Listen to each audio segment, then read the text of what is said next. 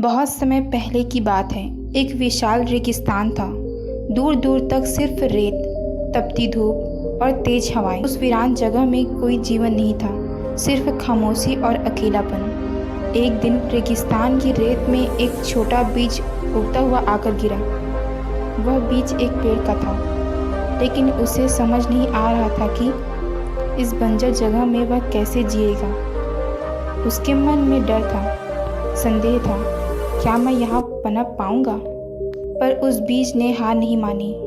उसने धीरे धीरे खुद को मिट्टी के अंदर धकेला और जैसे तैसे अंकुरित हो गया। शुरू में कोई पानी नहीं था, कोई छाया नहीं थी, कोई साथी नहीं था। दिन में तपती धूप उसे झुलसाती और रात को सर्द हवाएं कांपने पर मजबूर कर देती।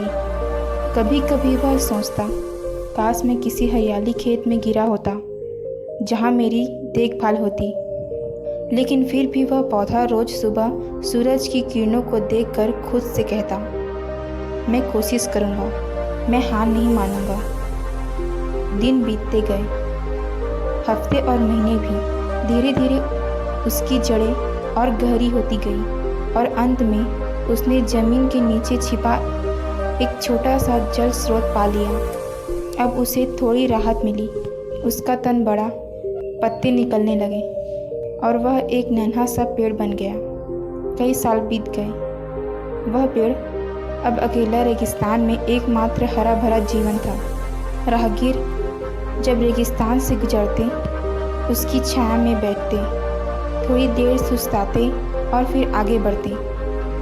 कुछ तो उसके पास बैठकर प्रेरणा पाते और सोचते, अगर यह पेड़ यहाँ रह सकता है तो हम भी अपनी ज़िंदगी की मुश्किलों से लड़ सकते हैं। उस पेड़ ने कभी शिकायत नहीं की, बस चुपचाप अपना काम करता रहा, छाया देता रहा, प्रेरणा देता रहा। यह छोटी सी कहानी बताती है कि कभी कभी हम जिंदगी के रेगिस्तान में अकेले होते हैं, बिना सहारे, बिना उम्मीद के। लेकिन अगर हम हार न माने, अपनी जड़ों को गहराई तक फैलाएं और खुद में विश्वास रखें, तो हम न केवल खुद जी सकते हैं, बल्कि दूसरों को भी एक उम्मीद बन सकते हैं।